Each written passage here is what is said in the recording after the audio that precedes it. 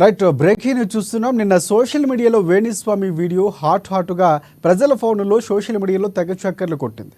తనకు ఒక ప్రముఖ న్యూస్ ఛానల్లో పనిచేస్తున్న వ్యక్తి నుంచి మరికొంతమంది నుంచి డబ్బుల కోసం బ్లాక్మెయిల్ చేస్తున్నారంటూ తమకి ఆత్మహత్య శరణ్యమంటూ ఒక వీడియోను వేణుస్వామి దంపతులు రిలీజ్ చేశారు.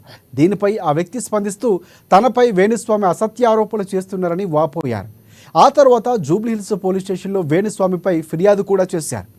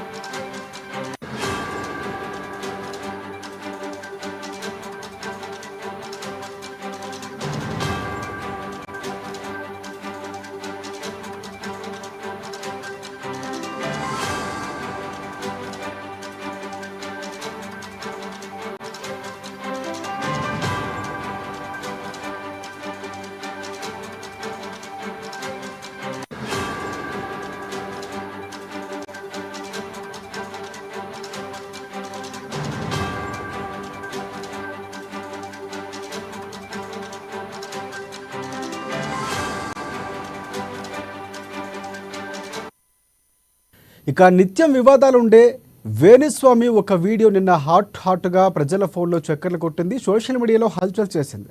తనకు ఒక ప్రముఖ న్యూస్ ఛానల్లో పనిచేస్తున్న వ్యక్తి నుంచి మరికొంతమంది నుంచి డబ్బుల కోసం బ్లాక్మెయిల్ చేస్తున్నారంటూ తమకి ఆత్మహత్య శరణ్యమంటూ ఒక వీడియోను వేణుస్వామి దంపతులు రిలీజ్ చేశారు. ఇక దీనిపై ఆ వ్యక్తి స్పందిస్తూ తనపై వేణుస్వామి అసత్య ఆరోపణలు చేస్తున్నారంటూ వాపోయారు. ఆ తర్వాత ఆయన జూబ్లీహిల్స్ పోలీస్ స్టేషన్లో వేణుస్వామిపై ఫిర్యాదు కూడా చేశారు.